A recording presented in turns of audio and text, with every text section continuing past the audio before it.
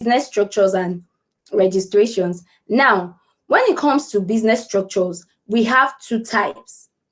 We have two types of business structures, and those are corporate, which you can also call legal structure.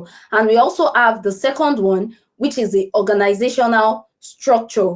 Now, I will draw more on the legal structure than the organizational structure, because I believe that from the previous session, a lot of speakers have spoken more on the organizational structure. So I'll be dwelling more on the legal structure. So yeah, I have that. Before you start a business, the first option is for you to choose a legal structure.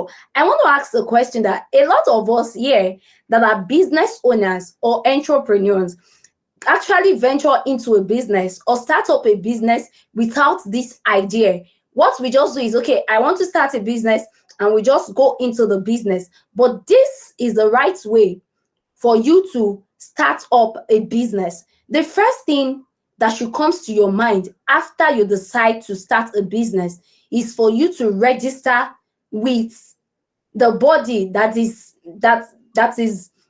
regulated with the responsibility of overseeing businesses in whatever country you have. And for our country here, which is Nigeria, this responsibility is for the CAC, which we call Corporate Affairs Commission. Now, to now think of registering your business with the CAC, the first thing you should also think of is to choose a legal structure. You don't just jump into registering with the CAC, because I have a lot of people, I have a lot of clients that will just reach out. I want to register with the CAC. My friend gave me your contact. I want to do exactly what he or she did. I'm like, a lot of people do not know what is right for their kind of business. And because their friend did this, they want to do the same thing. And of which most of the time, what your friend did for his or her business is not the best for your own kind of business. So that is why it is better that immediately you have an idea of a business in your mind, it is good to reach out to an expert to help you choose a legal structure for your kind of business. So you can see my screen, and you can take your time to read what I have here. So I stated in the last part of this number one that therefore you should speak with an expert in the industry before choosing the legal structure that will work best for you. Now, let me give an example. When we want to register a traveling and tour company, before you can register a travel and tour company with the CAC, a travel and tour company require a 30 million share capital before you can register with the CAC, and it has to be registered as a company registration, not business name or enterprise. Now, imagine that someone that is going into a travel and tour business who does not have idea of this and just decide to be like, oh, my friend registered business name, let me just do business name. So it is important that you reach out to an expert before you decide what kind of registration you want to do, for you to choose the right legal structure for your business. So moving forward, number two under the legal structure, sorry, let me go back. Can we still see my screen? Can everyone still see my screen, please? Yes. Yes. Okay, thank you so much. So the second part under the legal structure is get the necessary license and permits. Get the necessary license and permits. Now, that would lead me to, I'm sure we can see my screen, so we can take our time to read what is on my screen. I cannot be reading, so I'll just explain. Now, for some nature of business, like for example, we have oil and gas, we have security companies, we have businesses like importation and exportation. These kind of businesses always require that you get a license or permits before you start up. I said something in the last part of this write-up that without it, it is possible that none of these businesses would operate profitably. Yes, if you are in Nigeria and you want to run an importation and exportation business successfully, you want to run an oil and gas business successfully, you want to run a security company successfully, you must have some license and permits. Now, for oil and gas, let me just use that as an example. For oil and gas, there is a department called DPR. I think the license they get is NSC. Sorry, let me get that. NSCPC or so. Let me check to be sure so that I don't give the wrong information. So for oil and gas is NUPRC. Yes, you get it from the Department of Petroleum Resources in Nigeria for oil and gas. And for importation and exportation business, you have to get the license, export license and import license before you can do such business successfully in Nigeria. Before you can do all this business successfully in Nigeria. And in a way, if you are not registered with the CAC, there's no way you can secure all of these license and permits. We have a lot of license, different type of licenses and permits for different businesses. So I'll move forward to the next one, which says organizational structure. Under the organizational structure, like I said, that I won't really dwell much on that, but considering the fact that some speakers in the previous session have spoken about it. So under the organizational structure, we have developed a business plan. That is well self-explanatory. Number 2 is set up your finances. Number 3, build a team. And number 4, develop an irresistible brand and marketing strategy. Now, one thing I would just like to talk about here is number 3, which is build a team. It is not important that you build a team at the early stage of starting up. Considering the fact that you might not have what it takes to build a team at that point while you are starting up. So don't think because, okay, they said I should build a team, immediately you are starting up, you have to build a team. No. So I would move forward to the next thing, which is what is CAC? You've heard me talking about CAC since. So what is CAC? I have it here that the full meaning of CAC is Corporate Affairs Commission, and they are the body charged with the responsibility to manage businesses in Nigeria. They are the one in charge of every businesses in Nigeria. So when I say, okay, I want to register my business, who do you register with? You register with the Corporate Affairs Commission. As far as Nigeria is concerned, you register with the Corporate Affairs Commission as a business person. Now, moving forward, we have types of CAC registration. Though we have 3 types of CAC registration, but here I have 2 listed out, and that's because we are talking about entrepreneurs here and not anything else. But you permit me to mention the 3. We have business name registration, which can also be called ventures or enterprise. We have the company registration, which can also be called limited liability company. And we also have NGO registration, which you can also call incorporated trustees registration. Now, talking about the incorporated trustees registration, this registration is mainly for mosque, churches, charitable organization, association, and clubs. Incorporated trustee registration is restricted to those people. A business owner or an entrepreneur cannot register an NGO because it's a business and not an incorporated trustee. So I gave the categories of organizations that are under NGO already, and I'll repeat myself. Those are churches, mosque, association, club, charity organization. So if you are looking at registering a charity organization or a mosque or a church or a club, then it will be under the category of incorporated trustees. But for business owners, these 2 on my screen is what you need: the business name registration or the company registration. Now, this is what I mean by choosing a legal structure for your business. There are some kind of businesses that business name is suitable for, and there are some kind of businesses that company registration is suitable for. If you are into, let's say, a real estate business, or you are into a travel and tour business or automobile services, though all of these businesses can be registered under business name registration.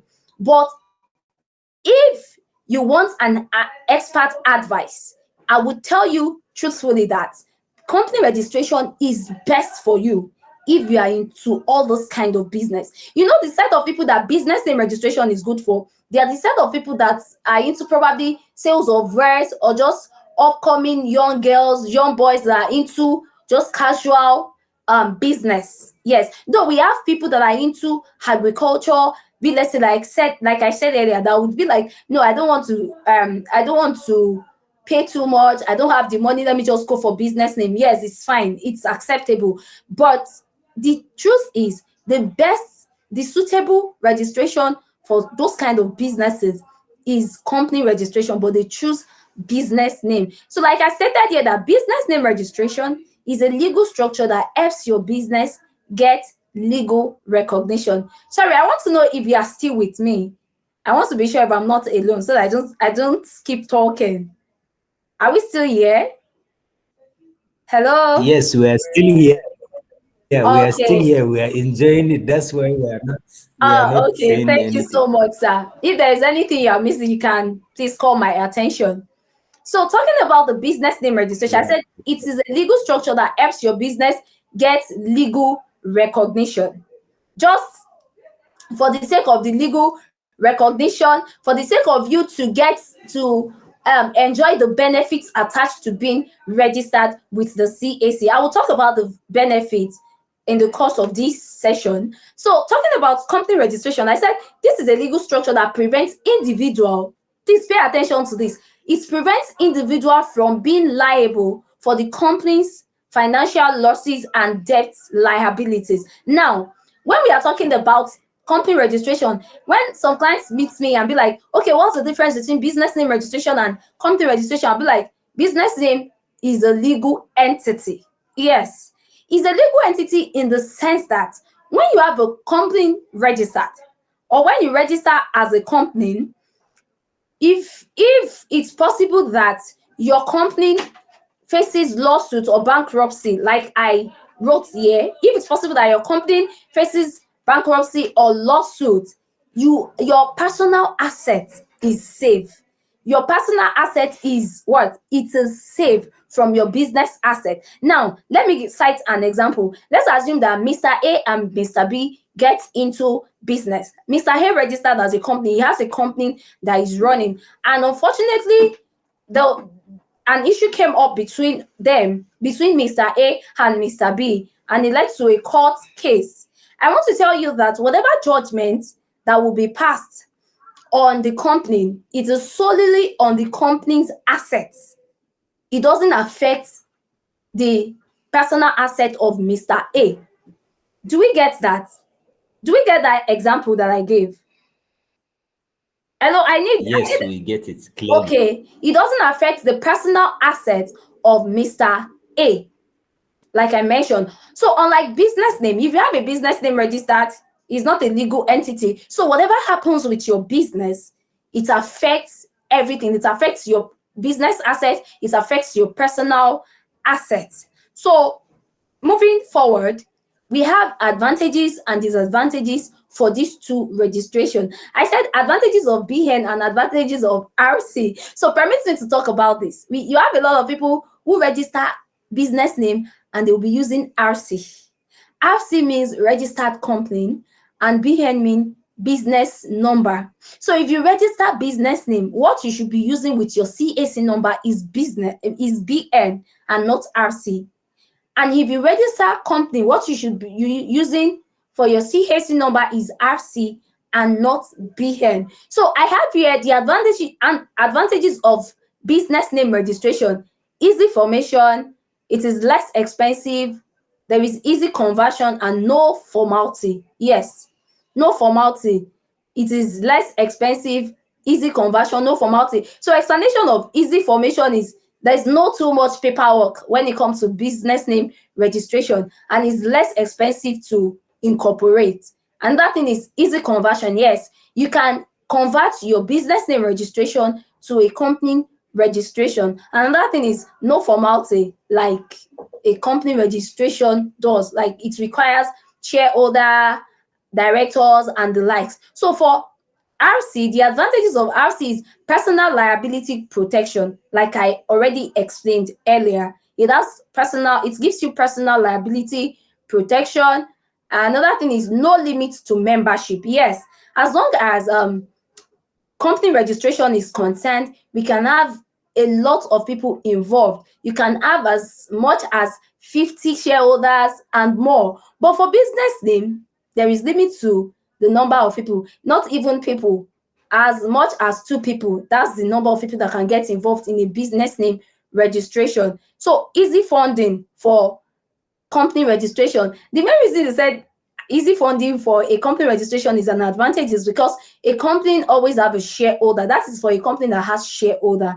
So they have access to easy funding. By the time Mr. A drops his own shares, Mr. B drops his own, Mr. C drops his own. So it makes the funding for the company very easy. And another thing is it is transferable. So I would like to cite an example here. As of last year, I think March 21, 2023, CAC put out a circular that schools, any school should not be registered under business name again, because before,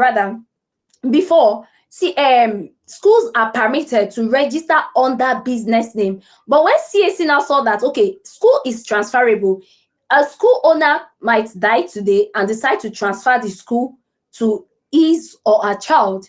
So they feel like, okay, it is transferable, so it should not be allowed to be registered under business name. So that's why they stopped the registration of schools under business name. So if you want to register a school now, it is solely under company registration.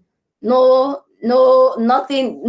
There's nothing you can do about it. If you really want to register a school, you have to register it as a company. Now, talking about the advantages of BN is not a legal entity. I mentioned that earlier. That is, it doesn't give you a personal liability protection. And that thing is, it is difficult to raise capital. Yes, if it's for one person, it's just only you be the one doing this and that. And another thing is inability to transfer. You can't transfer a business name registration. So I want to say something about difficult to raise capital. This can also happen in company registration, because before they only allow 2 people to register company registration, but now we now have one person company. One person can now do company registration. So in that case too, if it's just one person that owns a company, the person is the only director, the person is the only shareholder, so it might be difficult for such person to raise capital too. So disadvantages of company registration, which is RC, is expensive formation, less secrecy, over finances, much formalities. So like I said earlier, expensive formation, it's a lot to incorporate a company registration, and less secrecy about finances. I think all of these things are self-explanatory. When you have a company registered and you have a lot of shareholders, there's nothing like secrets when it comes to financial aspects of your company. You have to be accountable. So much formalities, as I mentioned that earlier, much formalities with company registration. So moving forward, yes, we are here with the benefits of CAC registration. Benefits of CAC registration: it protects your business name.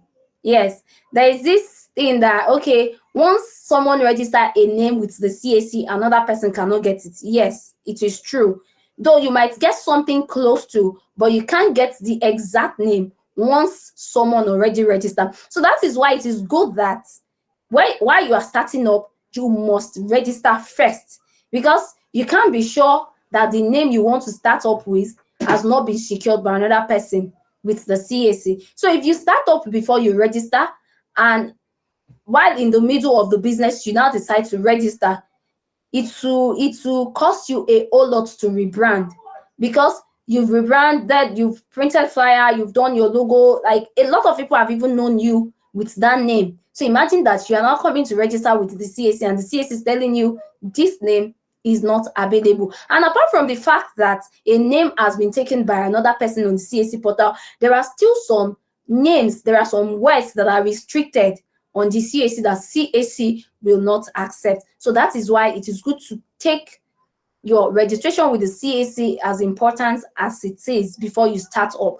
Number 2 says it reassures prospective clients that they are doing business with a reputable brand.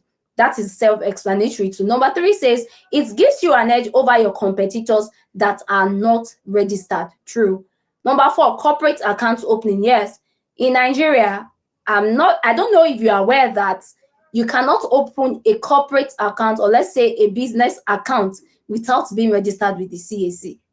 That is it. If you are not registered with the CAC, you can own a corporate account. So it is important that you register, then you can proceed to open a corporate account. So registration with the CAC grants you access to contracts, loans, and grants. Yes, a lot of organizations, individuals that want to give out contracts, loans, and grants always require the CAC document before they can do this for you. Another thing is visa application. For your visa application, you can use your CAC documents to get your visa approved easily. But let me also mention that you don't use an inactive CAC document for your visa application. If you try it, it will be automatic rejection for your visa. I hope we get that. It will be automatic rejection for your visa. Well, and let me cite an example. What I mean is, if you register with the CAC, yes, let me talk about this. If you register with the CAC, after your registration, CAC gives you 18 months grace. 18 months, that's a year and 6 months. They give you a year and 6 months grace for you to run your business and start paying annual returns. So immediately 18 months after your registration, CAC is expecting you to pay annual returns. Annual returns is a yearly payment that you make to the CAC every year, that okay, let me pay my annual returns, or please keep my business active. I am still in business. That is what you are telling them. So failure to file that annual returns is sending them a message that okay, this business is no longer in existence. So they will turn the active status of your business to inactive. So if you use such documents for visa application, it is automatic rejection, because they will tell you, they will run a search, they will run a corporate search on their own. And if they find out that it is inactive, they will tell you, why are you using a business that is not existing to apply for visa? So that is automatic rejection. So number 7 is license and permit procurement. I mentioned it earlier under the legal structure session, that license and permits, before you can get a license or permit for whatever you do, you need your CAC documents, because it's one of those documents that will be required for you to get your license and permit for whatever business you need it for. So let's move forward. So this is introduction to intellectual property. I don't know if I should take question on CAC registration in general first, or we should move forward, and after the session we can welcome questions. I think we should move on. We have a Q&A session.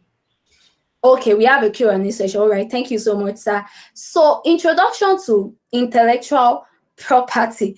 I know that a lot of people are waiting for this part. This is the second part of this session, and I want to believe that a lot of people are waiting for this part. So intellectual property, like I have it here, that they are the rights given to persons over the creations of their minds. Yes, we have different types of intellectual property. That's the fact.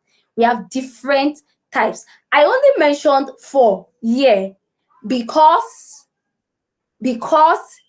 that is the only 4 that is actually that we make do with in Nigeria. Even the 4th one, which is a trade secret, a lot of Nigerians don't know about it. A lot of Nigerians don't even do it. So these first 3, the trademark, copyright, and patent, is what a lot of Nigerians do. Or let me even say that the trademark and copyright is the most rampant intellectual property in Nigeria. So the trade secret, patent is just few people. Let's say it's just few people in Nigeria that does it. Though we have more than 4 intellectual property, but I'll be speaking on these 4 for today. So the first one here is trademark. So I said that trademark is a unique symbol or word used to represent a business or its products. a unique symbol or word used to represent a business or its product. It could be a business logo. It could be a slogan that is related to that business. It could be a business name or whatever that is associated with that business that is unique. Let me say, okay, that is unique to a particular business. Do we understand? Now let's cite an example of Apple. Apple is a company. Apple Inc. is a company which produce different things. They have different tech products. But one thing that is unique about this company is the Apple sign. Definitely that sign is trademarked. So there's no other brand, there's no other business, there is no other tech company that can make use of that sign in as much as it is trademarked. But if it is not trademarked, it means it is open to the public domain. Anyone can make use of it. But in as much as it's trademarked, then no one has the right to use it. If they do, the owner of the company or of the sign can sue them. So if you're a business person and you probably have a unique logo, a unique name, word, or whatever that you feel, okay, this thing can become something big in the future, I don't want anyone to steal it, then you should think of trademarking such sign or word.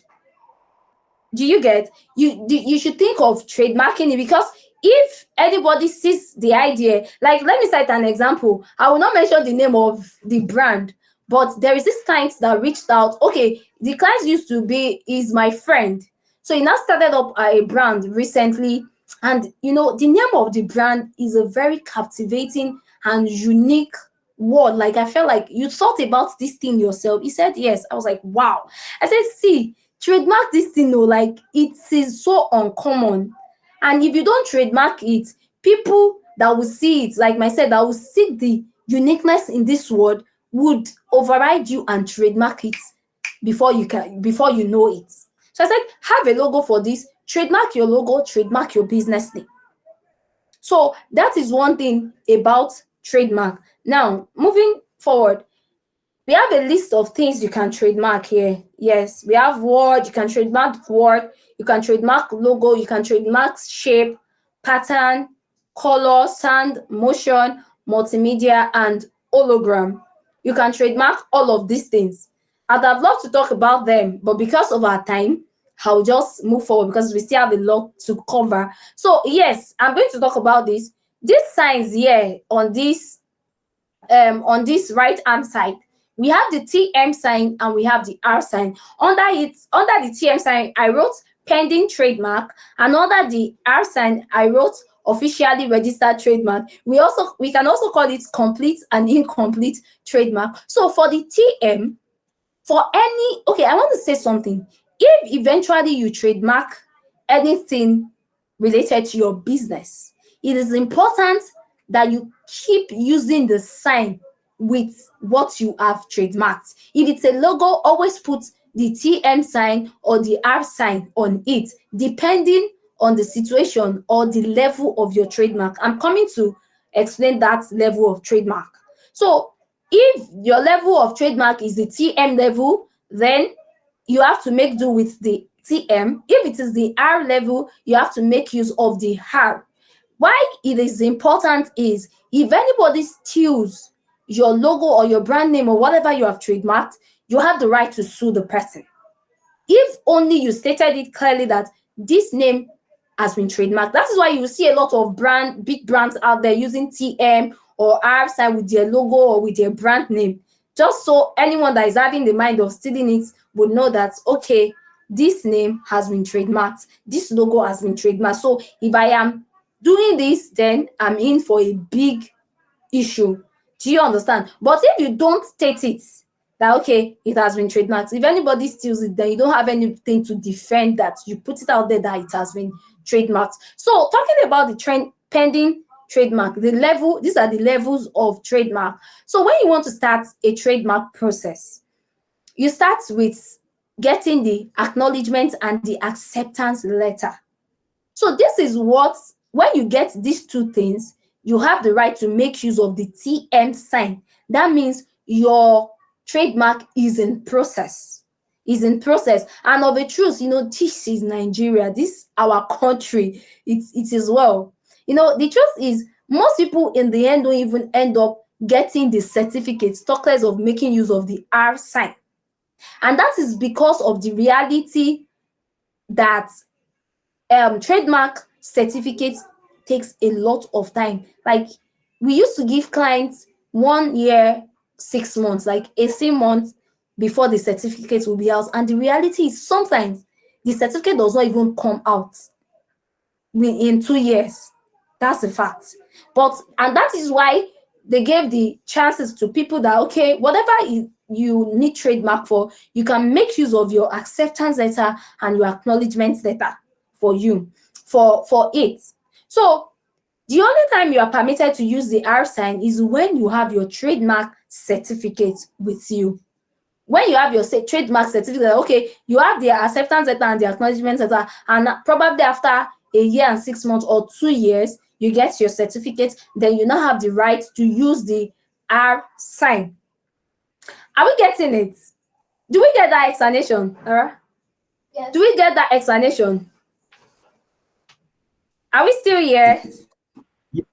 Yes. Of All course. right.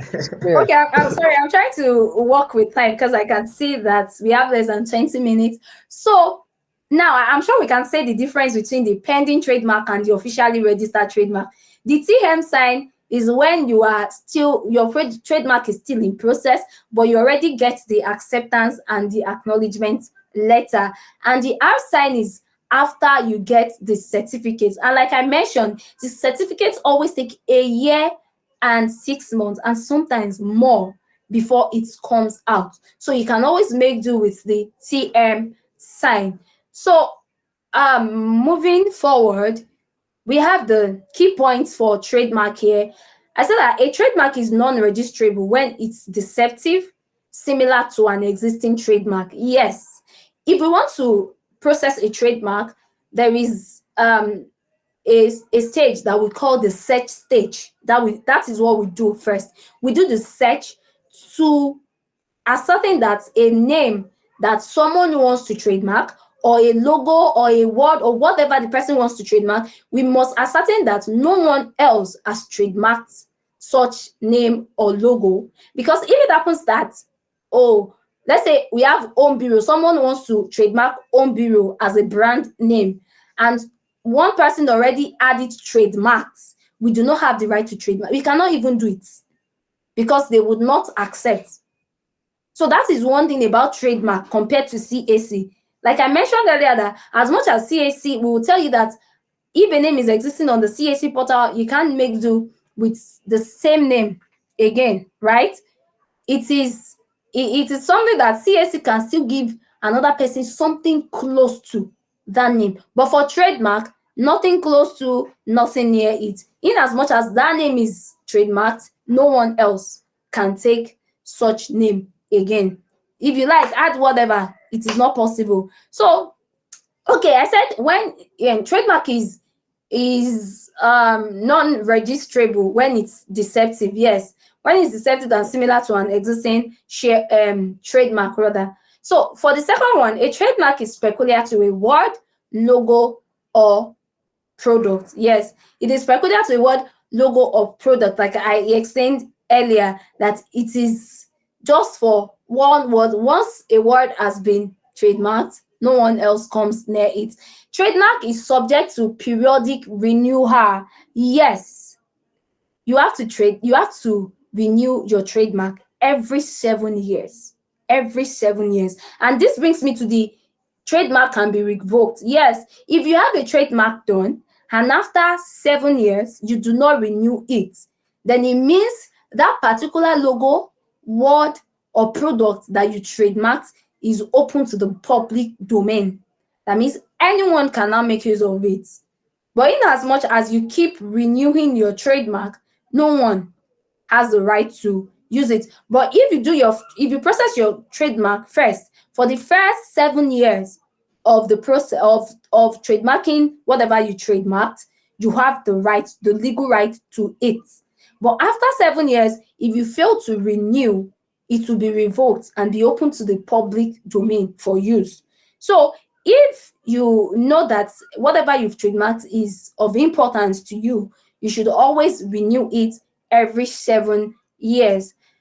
So the next one is copyright. Copyright. Copyright means the right to copy. It is also an IP. We call intellectual property. Short form is IP. So we say we have copyright protects the expression of an idea, but not the idea itself. Yes, this is exactly what I want to talk about. Copyright protects the expression of an idea, but not the idea himself. Now let's have an example that Mr. A wrote a book. Mr. B also wants to write a book. Okay, Mr. A wrote a book on humanity should be that's okay. Humanity is a religion, should be a religion for every man. That's the subject matter of that novel that Mr. B wrote. Okay, Mr. B wrote a novel, and the subject matter, or let's say the theme of that novel, is humanity is a religion that every man should practice, right? So, and Mr. A wrote it in a way that, okay, maybe there is a girl, blah, blah, blah, all those stories. And Mr. B is coming to write on the same subject matter. Yes, Mr. B have the right to write on that subject matter. But the only time there is copyright infringement is when Mr. B decides to write exactly what Mr. A wrote.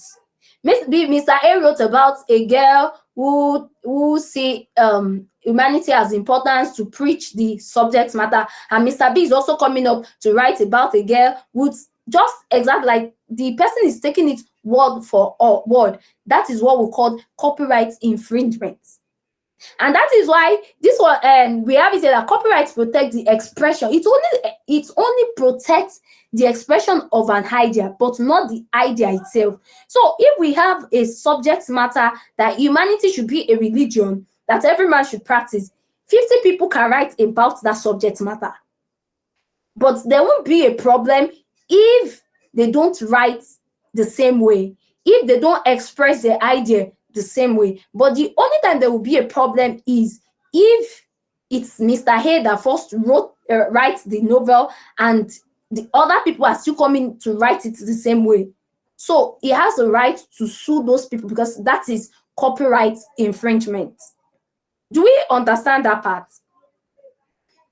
Do we understand? Should I move forward? Of course. Okay, thank you, sir. So we have a list of things that can be that can be copyrighted. We have novels, especially, let me just give it an umbrella word. Any creative work, any work of art can be copyrighted. So we have a list of them here.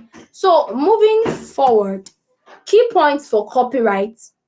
We have copyright protects creators' original material from unauthorized duplication or use. Number 2, for an original work to be protected by copyright laws, it has to be in tangible form. Now, for an original work to be protected by copyright law, it has to be in tangible form. That is, it has to be a work that is original.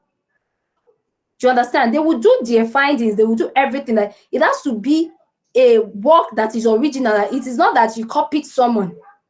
So they will not just do copyright for you while you copied someone. So if they find out that you copied someone, they won't do that copyright. But if they cannot find anything close to the fact that, okay, probably you copied from someone, they will do the copyright. So we used to have in Nigeria, we have cases of people that will be like, oh, I own the rights to that song, but someone else already outsmarts the person and already have it copyrighted. So in that kind of situation, it takes a lot of effort to be able to recover. So though it is possible, but it will require a lot of effort because the person that copyrighted the song is the rightful owner of that song. They don't want to know if you are the first person to sing the song, you are the first person to write the book or whatever. So that is why if you have an idea, if you don't have the ability to do copyright or trademark or whatever is required for what you do. You know, copyright, like I said, trademark is for business related creative whatever, what can we call it? Okay, trademark is restricted to businesses. Let me just say it that way. Anything that is peculiar to business. And copyright is for creative works. So if you have an idea, be it for business, be it for your creative work, if you know that you do not have the power or what it takes to either trademark, copyright, patent, or have the trade secrets yet, don't put it out there. Because if you put it out there, people that are smarter than you might take it from you and do what is required. Now, talking about copyright, and so the next one is copyright can exist for a long period of time. You know, I said trademark is renewable after 7 years, but copyright can exist for as long as you want. So the next one is patent. Patent. So it's also an IP. It says it's a legal document granting an inventor, yes, granting an inventor exclusive rights to their invention. Yes, patent is restricted to inventions rather, is restricted to inventions, like trademark is restricted to businesses, copyright is for creative works, patent is for invention. So if it happens that you have an invention, probably you create something, you create something, probably a fan, an AC, or whatever you invented, it is important that you patent it. If it's not patented, anybody can copy your work and patent it before you do.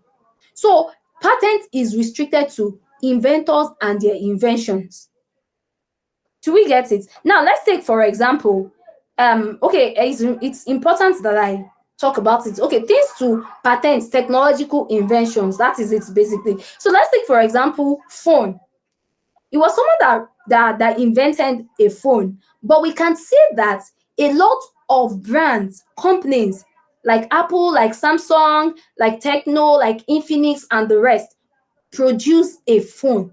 Why do you think they have the right to produce a phone after which the owner, the inventor of a phone has patented it? Yes, the person actually patented his invention, but the only thing that can give another person to invent someone else's invention is what we call licensing agreements. Licensing agreements. So if you are an inventor and you have your invention patented already, well, if you give other people, other companies, brands the right to recreate your invention, it's okay, they can go ahead and do that. But that is done on the basis of licensing agreements.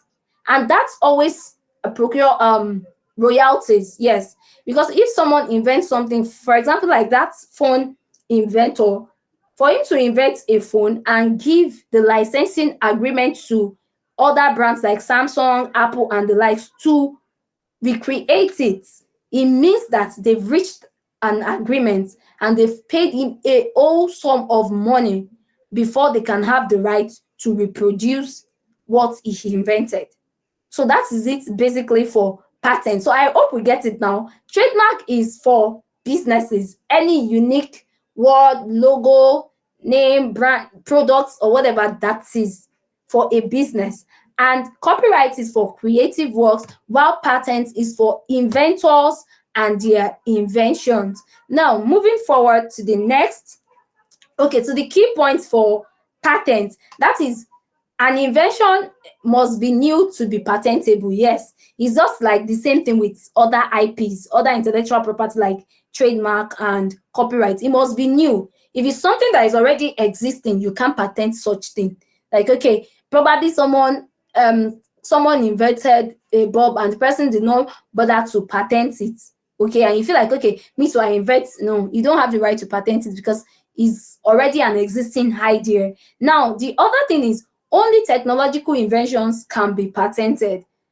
Third one is patent is renewable after 20 years.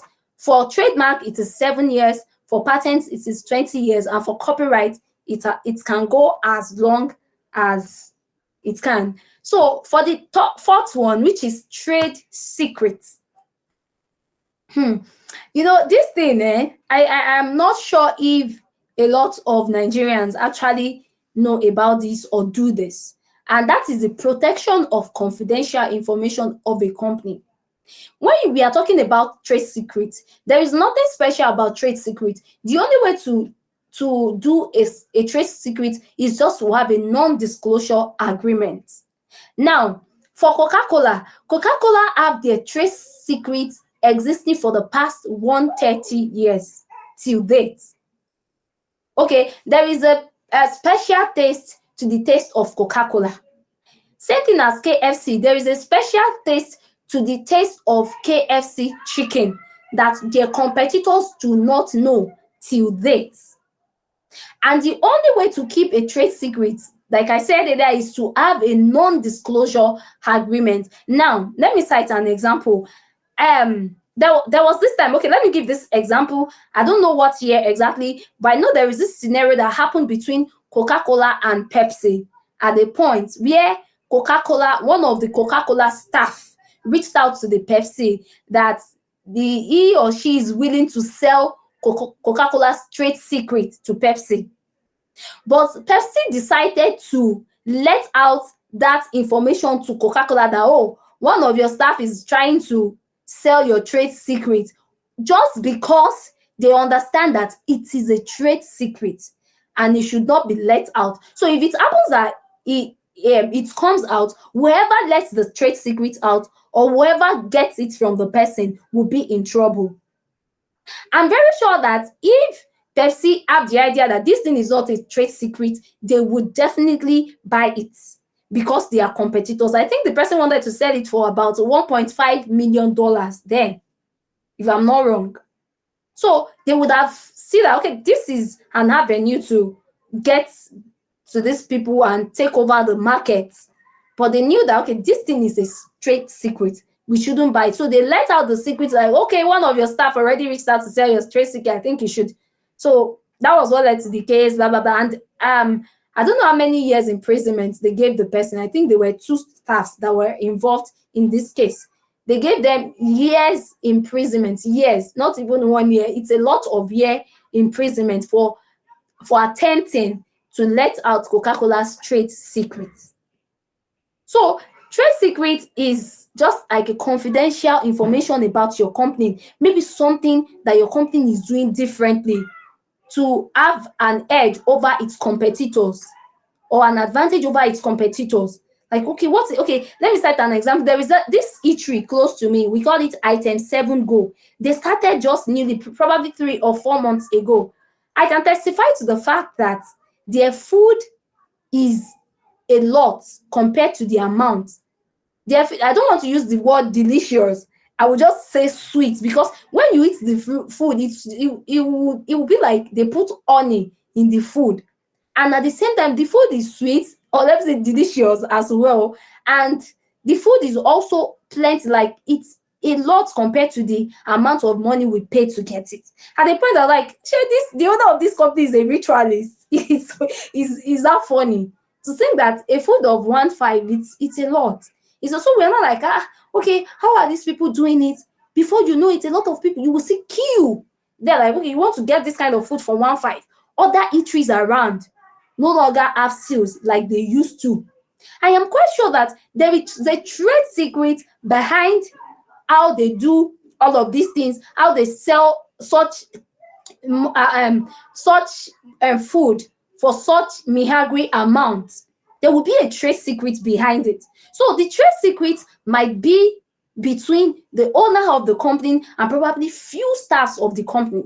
And before such person can let out such confidential information, he definitely have to sign an NDA, which is non-disclosure agreement, with whoever knows about the trade secrets. So if the secret in the end goes out to the competitors and they take over the market, now that Item 7 Go that I'm saying, he has taken over the food markets in my area now. Like a lot of people just have to go there. Like, okay, why would I go to Chicken Republic and spend a lot of money and get this kind of food? I'd rather go to Item 7 Go. So the company is the one leading now when it comes to an eatery in my area. That is a trade secret. So for its competitors, they might be looking at, okay, how are these people doing this? How are they doing this? We want to know. So if they have access to one of their staff and get to know that if the person lets it out, the person is in trouble. So that is just it about trade secrets. So example of companies that make use of trade secrets is Coca-Cola and KFC. Yes, Google algorithm too as a trade secret. Yes. So you can read more about all of these things later on your own. Thank you. So the next thing is the key points on trade secrets. We have, it's almost time. Okay. We have trade secrets are protected without registration. I mentioned it. There's no need for you to do registration for trade secrets. The only thing is, okay, I am the owner of this company, so this is the secret of my company. I want Mr. A and Mr. B to know about it, but you have to sign a non-disclosure agreement. An agreement that this secret will not be let out no matter what. Even if the person leaves that company, no matter the situation, it is not going out. So it says non-disclosure agreement is the procedure to protect a trade secret. The information must be a secret. Yes, if you want to call something a trade secret, it must be an information that is really a street secret, that is not out yet. It's not something that Mr. A already know about it, Mr. B knows about it, Mr. C knows about it, almost everybody knows about it, and now you are coming to say you want to make it a trade secret. That is no longer a trade secret, because it's not a trade secret again. Everybody already knows about it. So this brings me to contracts and agreements, and this is the last part of this session. So contracts and agreements, a lot of people used to make mistake between contract and agreement. So contract and agreements is understanding your rights and responsibility. Okay, I said understanding your rights and responsibilities in business arrangements is vital to the success of your business. Yes. For example, let me set as an example. I used to have a lot of cases like, please, I want to remove this shareholder from my company registration. I don't want this person as my trustee in my NGO. You know, there are different cases like that. And that's because from what I have derived from 100% of people that used to come to me for cases like this, that, okay, I want you to remove this person as a shareholder in my company, it's just because they do not have an agreement or they did not sign a contract before going into the business arrangement. They just do it based on, this person is my friend, he cannot fuck me. Oh, when it comes to business, you can't trust anyone. That is the fact. Even if it's your sibling, you can't trust. Let it be the way it should be. Let it be written and have legal enforceability. If it doesn't have legal enforceability, it doesn't make any sense. So I said that we will be talking about agreement and contract, difference between agreement and contract, and key determinants of a valid contract and agreement. Now, this is it. Agreement is a mutual understanding or arrangement reached between two or more parties without legal binding. Do you understand? An agreement is just something that I can do with a friend that, okay, tomorrow, 10 p.m., we are meeting. We agreed. I'll be like, okay, no problem. She also will be like, okay, no problem. We are meeting. That's an agreement. It is not written. It has no legal binding, nothing special about it. It's just a word, a verbal word. So it's a verbal word. That is just something about agreement, okay? Now, talking about contract is also an agreement that is enforced by law. It has legal enforceability, that whether you like it or not, you have to do it. Now, let me go back to the agreement. Me and my friend agreed that, okay, we are going to meet 10 p.m. tomorrow. We said, okay, no problem. If tomorrow I decide to breach the agreement that, oh, I don't have the time, I can just call her, hello, I don't have the time, I'm not coming again. I'm like, okay, no problem. But if it's a contract, it is enforced by law. In as much as you have it written and you already signed, you have to stand by it.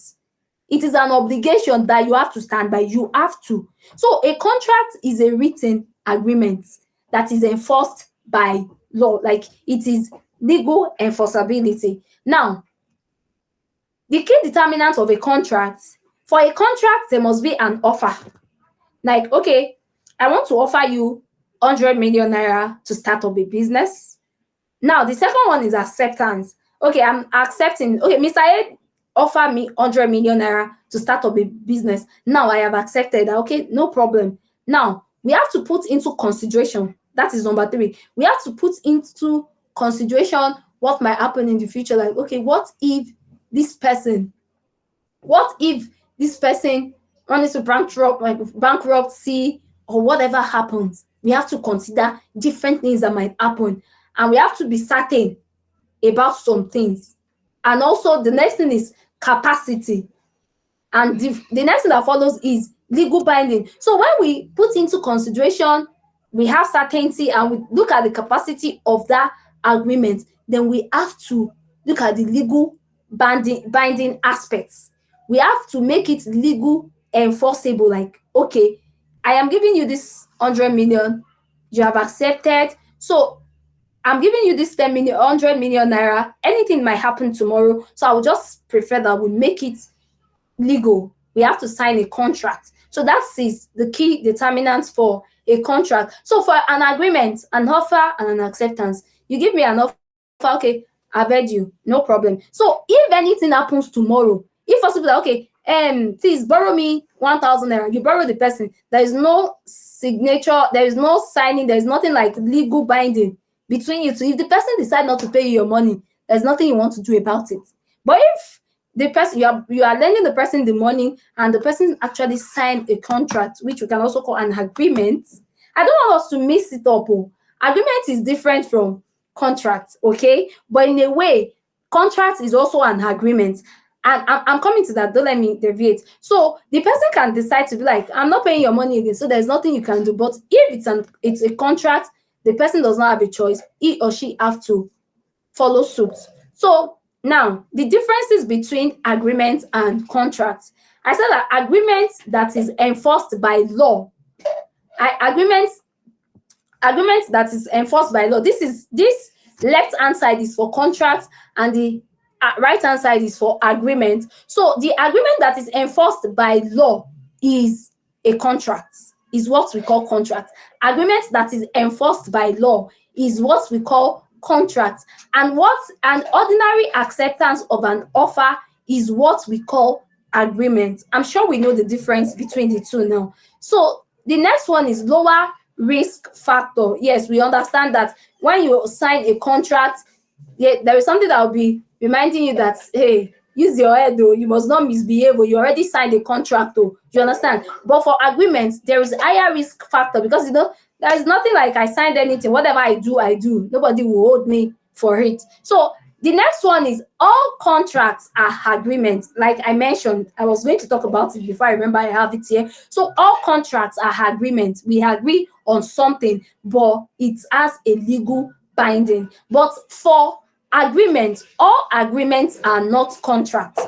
All contracts are agreements, but all agreements are not contracts. Now, all agreements are not contracts is because some agreements are contracts. For example, we have licensing agreements. Like I mentioned, that if the person that invents a phone decides to give out his invention to brands to recreate, there must be a licensing agreement. A licensing agreement has law binding. There is a legal enforceability on such agreements. So that is why we are saying that all agreements are not contracts, but some agreements are contracts. So we have a licensing agreement, we have the NDA, that is non-disclosure agreement. We have other agreements. We have different kinds of agreements that are contracts. That is, they have legal binding, though they are agreements, but they have legal binding. We don't call them the licensing contracts. No, we call them licensing agreements, non-disclosure agreements, but in a way they are contracts. So that is that about the contract and agreement aspect too. So our time is fast spent, and I think that will be all for this session. Thank you all so much for having me, and we are back to the question and answer session. I don't know if there is still time to take questions. Over to you, sir. Hello, can you hear me, sir? Are you still there? Thank you. Yes, Thank you I so can much. hear you. Thank you so much, Abisola Bello. The Yeah. session has been very intensive, and I know you are actually even sweating because you have rushed and Yes, one that's hour all right. is very limiting. So I have two questions. Ignore the background. Somebody is trying to cause destruction. Wait, Ngoja. So my first question goes to the similar name of when you're doing registration. Okay. So, for example, we have the uh, Center for Agriculture Research. Sorry, uh, Center for Research Cooperation. Center for Research Cooperation for Egypt. And then we have uh, Center for Research Center Cooperation for Sudan. So those are two similar, uh, almost similar names. How do we go about such similarity? Okay, if I get your question very well, you said we have two similar names, and the only difference between the two is the fact that one has Egypt and one has Sudan, right? Did I get your Yeah, question, yeah, sir? yeah. But they look similar, and you caution that about For that something. kind of name, obviously, there's no doubt about it that if you are going to register such name under the CAC, it will not be acceptable.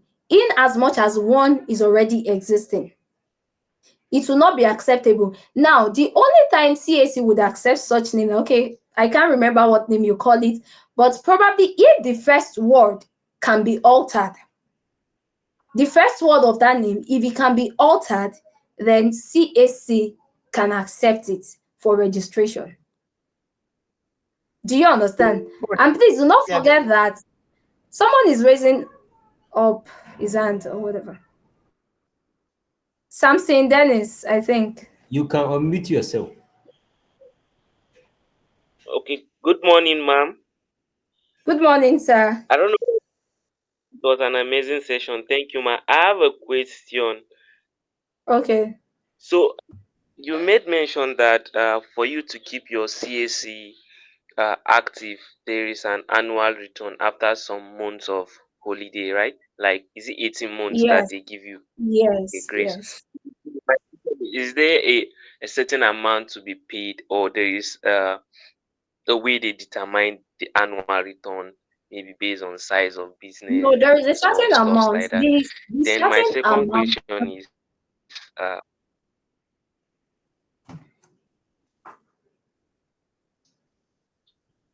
I'm listening. I'm with you. Sorry. Let's look.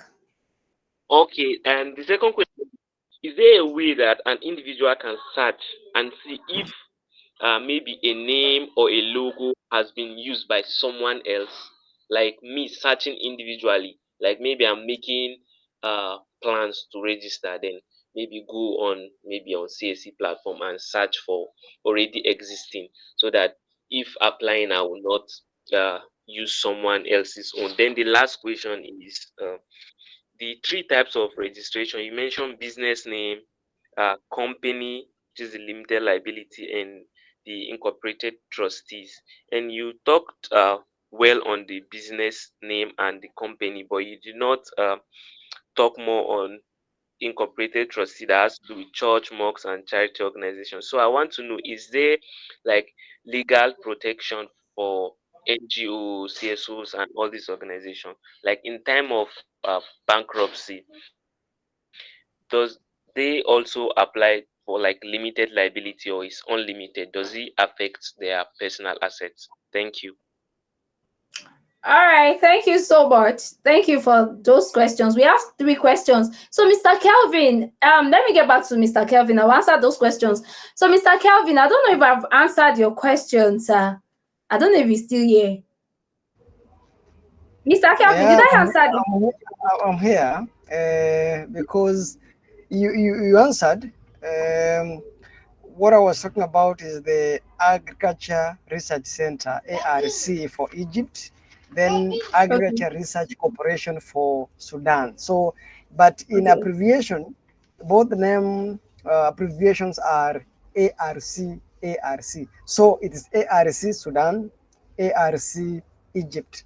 So, and you said that if one has been registered, then the second may find limitation. Okay, now I would like to talk about that. I mentioned something that we have different bodies for different countries that have the responsibility of registering businesses. And for Okay. Nigeria, it's a CAC, right? So I'm sure for Sudan, it is a different body, and for Egypt, it is a different body. So in that kind of situation, if you are registering AIC in Egypt, definitely if there is no existing name like that, they would accept it. And if you are registering in Sudan, if there is no existing name like that, they would definitely accept it too. Do you understand? But if these different people are in the same country and they want to try to register with the CAC, for example, it's not possible that two different people use the same name exactly. And that's why I said if the second person wants to register, the name, the first word can probably be altered. So do you get it now, sir? Yeah. I think you're clear there. That aspect is very important. That every country has their own Yeah, sure. rules and regulations in terms of registration. Perhaps the Yes. last question before others continue is about how, for example, and I was interested about the trade secrets that have kept companies like Coca-Cola, Pepsi, KFC, Apple. How does these companies protect these secrets, especially from their employees leaking this information? What do they do? Because maintaining secrets for over a century is not easy. Thank you. Okay. Yes. While I was speaking, I mentioned something about non-disclosure agreement. I don't know if you get that part. I said you do not need a registration for trade secrets. What you need is a non-disclosure agreement. And if you are going to look, if you have access to all of these um companies or brands that have maintained trade secrets, for example, Coca-Cola has maintained its trade secret for the past 130 years. So for them to be able to maintain their trade secret for the past 130 years, it means that the people that are involved or the people that knows about the trade secret know the importance of what they are in for. Now, I cited an example like, okay, the scenario of when a Coca-Cola staff was given years of imprisonment because they tried to let out Coca-Cola trade secrets. Do you get it? Though the human mind, you cannot trust anybody. That is why the non-disclosure agreement is important when it comes to trade secrets. And you have to also select the set of people that you let know of the trade secrets very well. It might not even be your employees, but it is not possible that you have a company and few of your employees will not know your trade secrets. It is not possible. So such people are the people that you can give. You might say, okay, you might have 20 employees and it's just two of them that you feel are important to the company that will know about the company's trade secrets. And you don't do it on the basis of, okay, I know these people. No, you must sign a non-disclosure agreement. Do you get it, sir? Thank you. So let me get to Mr. Sampson's question. So the first question you asked, sir, Mr. Sampson, you asked about annual returns filing. Yes, I said 18 months after your registration with the CAC, you are expected to be filing annual returns, right? So for annual returns, it differs. The prices differs depending on your kind of registration. If it's a business name registration, the highest you will pay in a year is Yes, ma'am. 8,500 naira. Yes. If it's a company registration, the highest you will pay is 10,500 naira. And if it's an NGO, the highest you will pay is also 10,500 naira. Now, the only time there will be an exemption is if you fail to file at the right time. Okay, let me cite an example. Your business clocks 18 months on the 16th of May, and you are expected to file annual returns, and you decide not to file. Nobody's going to hold you for it. CS is not coming to your house. Nobody's going to tell you you must pay it by fire by force. They will leave you. But when it's time, like example, I have a lot of clients that wants to use their CAC for visa application, and you will see them owing 23 years, 15 years, 18 years. So in that case, by the time you are ready to file the annual returns, you will be paying 5,000 naira default payment for each of those years. So now imagine that you registered a business name. You are expected to start filing in 2020, 2021. You didn't file. So you now have to file 2022, 2023, 2024 at the point where you need the document to be active. It means that instead of your 8.5, there will be an additional of 5,000 naira for each year. So it means for 2022, instead of you to pay 8.5, you will pay 13.5. For 2023, instead of you to pay 8.5, you will pay 13.5. Do you understand? The same thing is applicable to business name registration. And for NGO, the default fee for NGO is 10,000 naira. And don't let me forget to mention that the right time to file annual returns every year is always January to June of every year. If you fail to file annual returns within January to June of every year, you would be paying default fee if you are paying anytime after then. Do you get that, sir? So the second question, you asked about NGO, right? NGO registration. There's nothing like personal liability protection for NGO, because the truth is, I don't think any NGO in a way would, I do not think, I'm not sure, I do not think any NGO in a way would get into any issue with them, because it is not business. It is not business. Like I gave the category of incorporated trustee registry. We have churches, we have charitable organizations, we have mosque. So it doesn't have personal liability protection. It doesn't have personal liability protection. The only thing is that NGO are not meant to pay tax. Yes, NGO doesn't pay tax. A lot of people used to miss it that, okay, CAC annual returns that we pay for NGO is tax. It is not tax. I mentioned it that it's just for CAC to keep your NGO registration active. So that's the only benefit that NGOs enjoy. The benefit they enjoy is the tax payment. So the third question, sorry, can you help me remember? The third question, are you there? Okay. Yes, I'm still here. Let me just go through my notes. Okay. This third question. Is there a way an individual can search to see if Of course. an idea, logo, or a name has been used? Okay. Yes, that's the third question.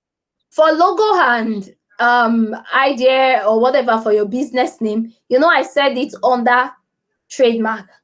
You don't register a logo with the CAC. You do all of that under trademark. But as an individual, you can't run a search for trademark on your own.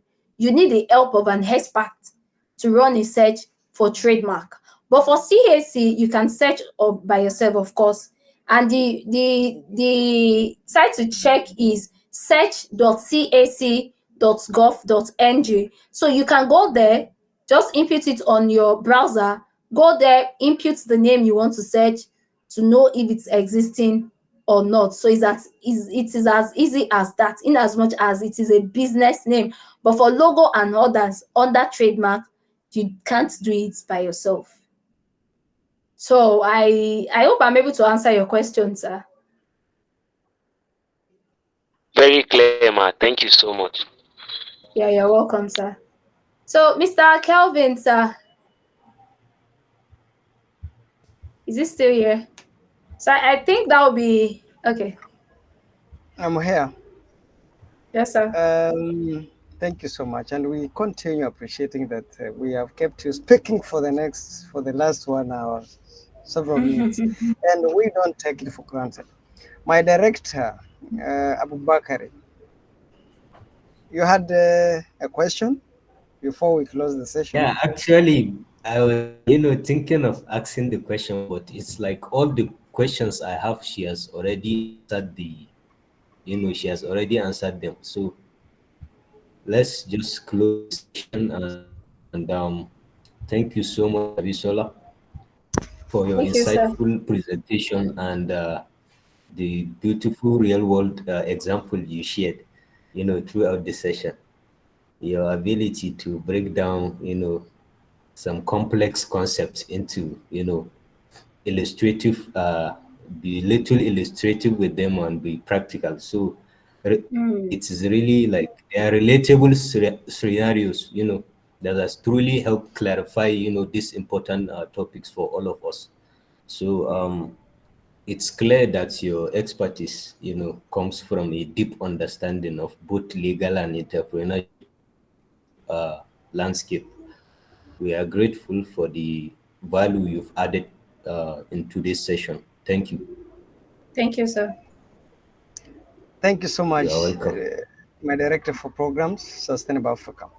I can't thank Abisola um, enough, because for sure she has simplified to the simplest form. I remember mathematics that simplified to the simplest form, the expression. So the legal aspect, and I understand that many people, especially those who want to start startups and companies and entrepreneurs, entrepreneurial, um, activities, they are afraid of the legal acts when it comes, and it is because they do not do research, they do not read. And I want to thank you for encouraging us that we, from what you have said, that we need to understand from various countries we come from, we understand the Companies Act, so that we are easily able to navigate and know the kind of companies we want to start. So this juncture, I want to thank our participants, and as always, thank you for creating time. This is our learning. We are all learning, including Abisola. It's only that we moving forward, we need to be more interactive so that we also have our presenters, our speakers learn from us, because they only give one perspective. We also need to give our perspective. So moving forward, we have our next sessions will be about scaling your business. The key points will be expanding your market research, reach, operational efficiency and process optimization, building scalable business models, strategies for scaling your business sustainably, and managing growth. Those are the next sessions that we'll have. Keep following our Twitter, our social media handles. Abisola, our participants are also requesting for your social media handles so that we can follow each other and keep the connection Okay. and the network. I want to wish you well. Have a blessed Saturday from wherever you are. Let's meet next time. Thank you so much and goodbye. Thank you so Yeah, much, Abis. Okay, bye. Bye.